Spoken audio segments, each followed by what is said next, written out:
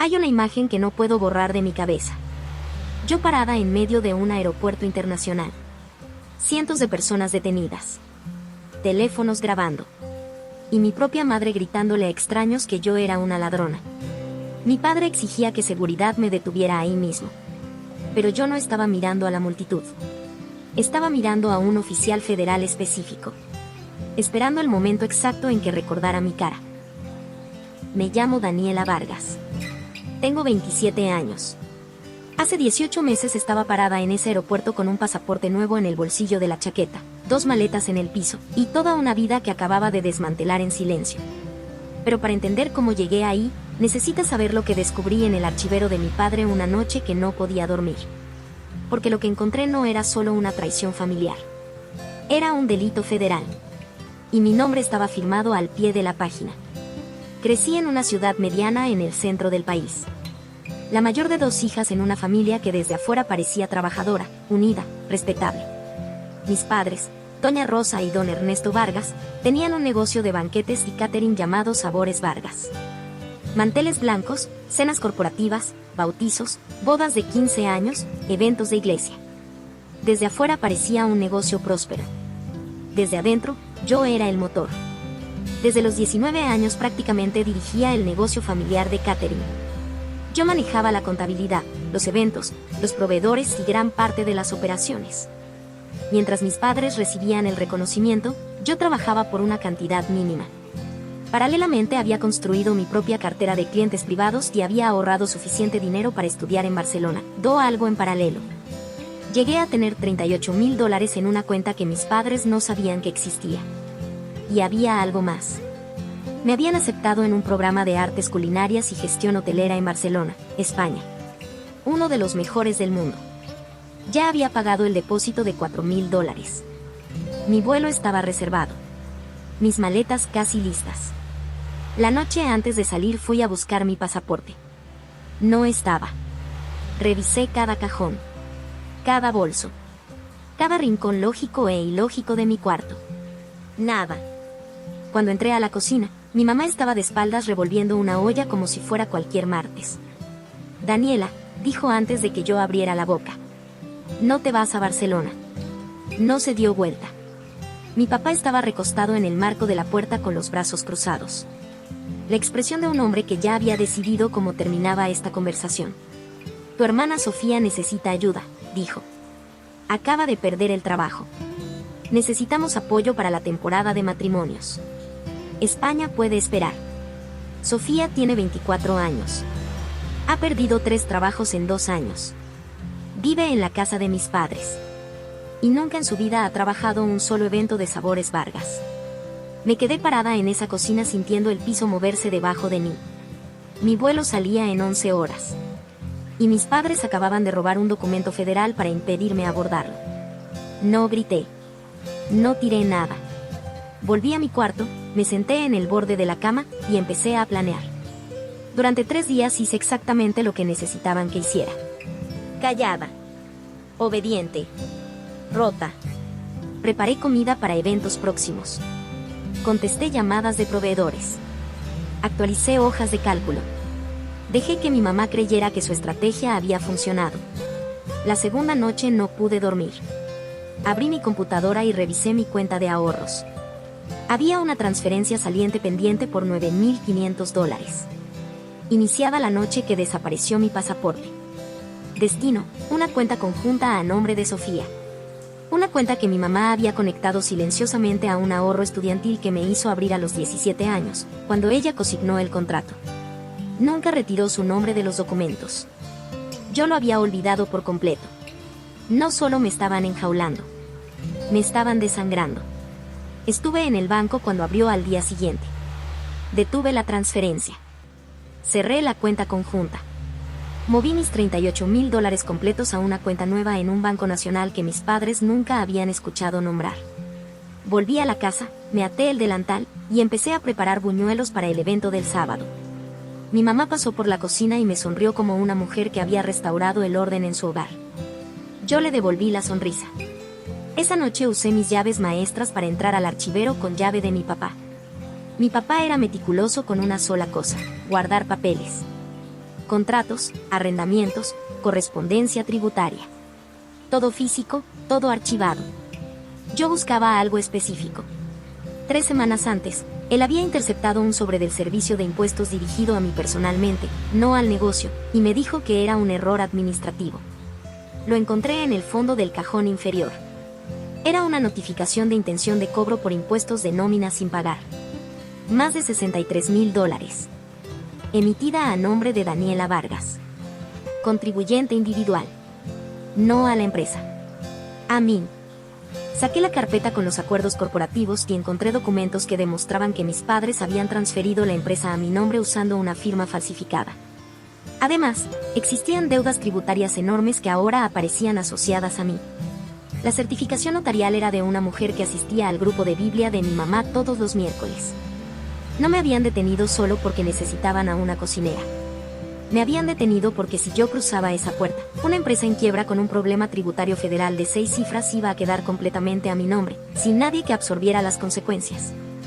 Fotografié cada documento. Todo fue a una carpeta encriptada. Y esa carpeta fue a la única persona en quien confiaba completamente. Su nombre es Renata Vargas, la hermana de mi papá. Renata cortó el contacto con la familia 8 años atrás cuando mi papá intentó usar el patrimonio de su casa para salvar el negocio. Lleva más de 20 años como contadora pública certificada y experta en análisis financiero forense. Ella me contactó hace 6 meses a través de un mensaje seguro advirtiéndome que documentara todo. Yo no había entendido completamente por qué. Hasta esa noche en el archivero. Cuando le mandé las fotografías, me llamó de inmediato. Daniela, esto es fraude tributario y suplantación de identidad. Tenemos que movernos rápido y con cuidado. Ya tenía un abogado corporativo ubicado. Una mujer llamada Patricia Solano, especializada en disoluciones societarias hostiles y protección de activos. Pero entonces Renata me dijo algo que me cortó la respiración. Mi mamá había llamado a la Cancillería 3 días antes. Usó mi nombre completo, mi fecha de nacimiento, mi número de documento. Reportó mi pasaporte como robado en una línea federal grabada. Mi pasaporte original no estaba escondido en un cajón. Estaba marcado en el sistema federal. Si lo hubiera encontrado y tratado de usarlo en un terminal internacional, agentes de control migratorio me habrían detenido antes de llegar a la puerta de embarque. Mi mamá había usado un protocolo de seguridad federal para mantener a su propia hija cautiva. Renata tenía contactos.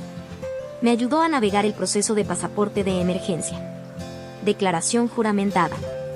Prueba del documento retenido. 10 días. Así de larga sería la espera. Volví a la casa e hice arepas. Durante esos 10 días desmantelé todo en silencio. Retiré mi tarjeta de crédito personal de todos los pagos automáticos de proveedores. Todas las órdenes futuras requerirían pago de contado. Sin mi crédito como garantía, el negocio no tenía poder de compra. Contacté el programa en Barcelona y obtuve una prórroga de inscripción de 2 años. Mi cupo estaba guardado. Reservé mi vuelo real, salida internacional a España, un sábado por la mañana. Y planté un señuelo. Imprimí un itinerario falso. Un vuelo doméstico a otra ciudad, saliendo a las 4 de la tarde ese mismo sábado. Lo dejé doblado dentro de una revista de gastronomía sobre la mesera de la cocina, apenas visible para ojos desconfiados. 2 días después vi a mi papá encontrarlo. Lo leyó. Lo dobló exactamente como lo había encontrado. Se fue con una expresión satisfecha. Creía que sabía mi plan. Creía que tenía tiempo. Se equivocaba en las 2 cosas. Sofía fue a mi cuarto y encontró mis maletas debajo de una lona en el closet.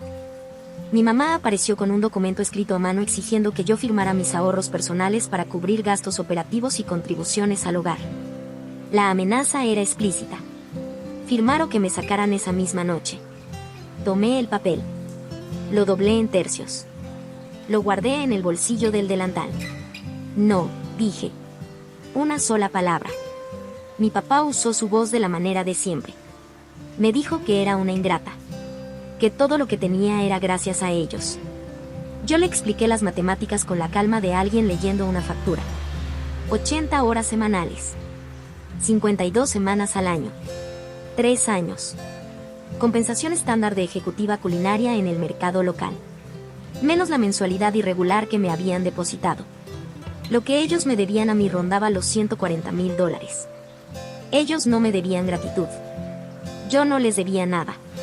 Mi papá me mandó al cuarto de bodega encima de la cocina y echó llave por fuera. Me dio 4 horas sin interrupciones, con mi computadora, batería completa y señal de celular. Usé cada minuto. Revisé los documentos de disolución societaria a través del portal del Registro Mercantil Estatal, programados para ejecutarse automáticamente a las 7 de la mañana del sábado de mi vuelo. Patricia Solano tenía todo preparado. Finalicé el expediente completo, los acuerdos falsificados, la notificación tributaria. El audio de mi mamá admitiendo casualmente ante una amiga que había verificado mi seguridad bancaria haciéndose pasar por mí en una llamada, y el contrato de extorsión manuscrito. Copias completas a Renata para custodia. Cuando mi papá abrió la puerta al día siguiente, pasé a su lado sin decir una palabra, me até el delantal, y trapié un piso que ya estaba limpio. Salí a las 2:15 de la mañana. Ropa oscura. 2 maletas de ruedas crujiendo sobre el andén de piedra. Antes de salir de la cocina hice una última cosa. Limpié cada superficie de acero inoxidable hasta que reflejara la luz como agua quieta. Revisé la nevera industrial que dejé deliberadamente vacía. El brunch de cumpleaños de Sofía, el que mis padres le habían prometido a sus amigas ricas que sería catering del negocio familiar, era en 12 horas. Yo no había hecho un solo pedido. Doblé mi delantal gastado en un rectángulo preciso y lo puse en el centro de la mesa de preparación. Coloqué el contrato de extorsión de mi mamá debajo, con la línea de firma en blanco hacia arriba. Y salí por la puerta de atrás hacia la noche. Las luces del sensor de movimiento se encendieron a mitad del andén. Mi papá salió corriendo al patio en pijama, gritando que me detuviera. Seguí caminando. El carro de Renata estaba al final del andén.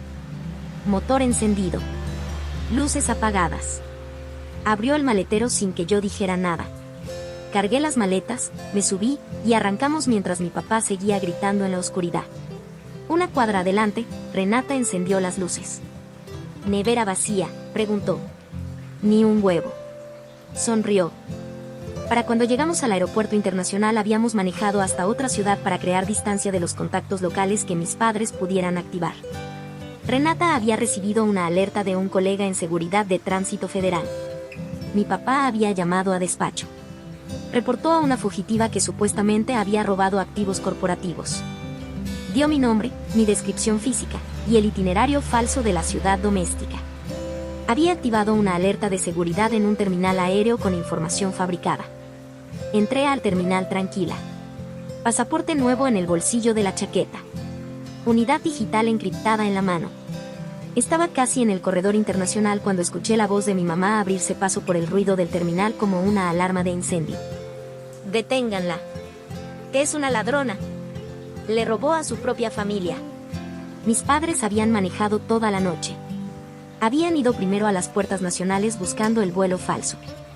Se dieron cuenta del engaño. Calcularon mi trayectoria real. Y llegaron. Me detuve. Me di vuelta. Los vi como nunca antes los había visto. Deshechos. Puse mis maletas en el piso delante de mí. Me alejé un paso de ellas. Extendí las manos abiertas a los lados. No corrí. No alcé la voz. Los viajeros formaron círculo. Los teléfonos se levantaron. Llegó la policía aeroportuaria. Y con ellos, desde el corredor de migración internacional, 2 oficiales federales de control de fronteras. Mi papá se dirigió a los oficiales con la confianza de un hombre que cree que la autoridad simplemente va a hacer lo que él ordene. Esta mujer es una delincuente. Destruyó nuestro negocio y está huyendo de una investigación federal. Exijo que la detengan y revisen ese equipaje. El oficial al mando dio un paso al frente. El tipo de presencia que hace que los hombres que gritan recuerden bajar la voz. Tomó mi pasaporte. Lo abrió. Escaneó la foto. Me miró a la cara. Y algo cambió en su expresión. ¿Daniela Vargas? Sí, señor. Oficial Mendoza. 2 años antes, Sabores Vargas había prestado servicio de catering para la cena anual de reconocimiento al personal federal de seguridad en el Hotel Central de la ciudad. Mi papá había aceptado el contrato y luego dejó el evento casi sin personal. Yo trabajé un turno de 4 horas sola para servir una cena de 4 tiempos a 280 funcionarios. Al final de la noche, el oficial Mendoza entró a la cocina y me encontró fregando bandejas a medianoche. Me dio la mano. Me dijo que era el mejor servicio de eventos que había presenciado en su carrera. Él recordaba. Lo que sucedió después tomó menos de 20 minutos. Pero se sintió como 3 años colapsando en un solo momento de claridad. Le mostré al oficial Mendoza mis registros bancarios. Cada depósito a mi cuenta privada rastreado a clientes corporativos independientes, declarados bajo mi identificación personal. Le entregué la unidad encriptada con los acuerdos societarios falsificados, la notificación tributaria a mi nombre, el audio de mi mamá suplantando mi identidad en una llamada federal. Y el contrato de extorsión manuscrito. Le expliqué el pasaporte. Como mi mamá había llamado a la Cancillería, usado mis datos personales, y marcado deliberadamente mi documento para que fuera yo quien quedara detenida por los mismos oficiales que ahora estaban parados en este terminal. Mi mamá intentó llorar. Bajó las manos de la cara en el momento exacto en que el oficial Mendoza leyó el contrato de extorsión. El llanto paró. Mi papá intentó interrumpir 2 veces. El oficial levantó una mano. Y mi papá se cayó de una manera que yo nunca había visto en 27 años. Los oficiales locales se posicionaron flanqueando a mis padres. El oficial Mendoza me miró. Señorita Vargas, usted tiene base para presentar cargos federales ahora mismo. Podemos iniciar el papeleo de inmediato. Los miré. Busqué rabia. Encontré algo más silencioso. ¿Lástima? ¿O simplemente la ausencia completa de obligación? No valen que pierda mi vuelo, dije. Mendoza asintió. Guardó el contrato de extorsión y la unidad digital como documentación de evidencia para los reportes que ya estaba obligado a radicar. Me escoltó personalmente hasta el carril de seguridad prioritaria. No miré atrás. Mientras yo estaba en algún punto sobre el Atlántico, el derrumbe se estaba produciendo en casa. A las 7 de la mañana del sábado, Sabores Vargas AS fue oficialmente disuelta por el Estado. Las cuentas operativas bloqueadas pending liquidación. Todos los pagos automáticos a proveedores rechazados. La línea de crédito del negocio anulada. Mi papá intentó acceder a las cuentas para organizar entrega de emergencia de alimentos para el brunch de Sofía.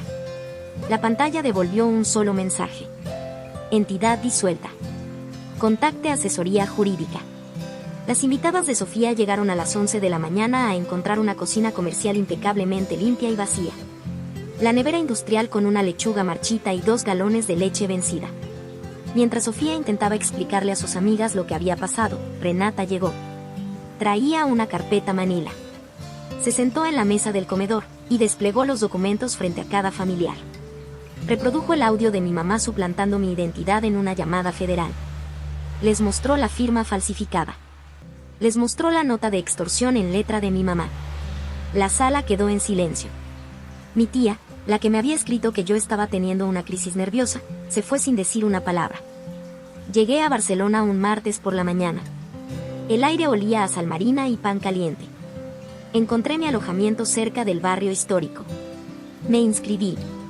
Fui a la orientación. Le di la mano a profesores que me juzgaban únicamente por lo que yo producía. Mi teléfono se había llenado de mensajes durante el vuelo. La voz de mi papá me pedía que revirtiera la disolución. Que llamara al fisco en su nombre. Que transfiriera dinero. Bloqueé ambos números de manera permanente.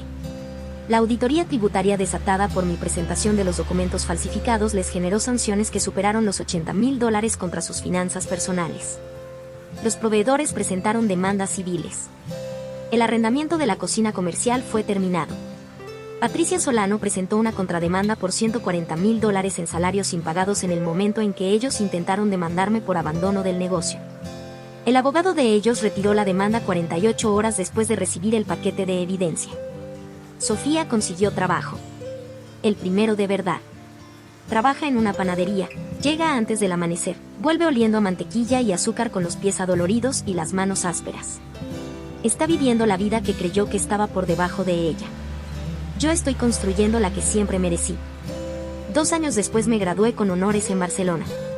Conseguí un puesto directivo en el sector hotelero y finalmente construí la vida que mis padres intentaron impedirme tener. No guardo rencor, pero aprendí una lección importante. Los padres pueden darte la vida, pero no son dueños de tu futuro. Si esta historia te llegó, ya sabes qué hacer con ella. Compártela con alguien que la necesite escuchar hoy. Y dime en los comentarios, ¿hubo alguien en tu vida que supo ver tu potencial antes que tú mismo? Quiero leerlos.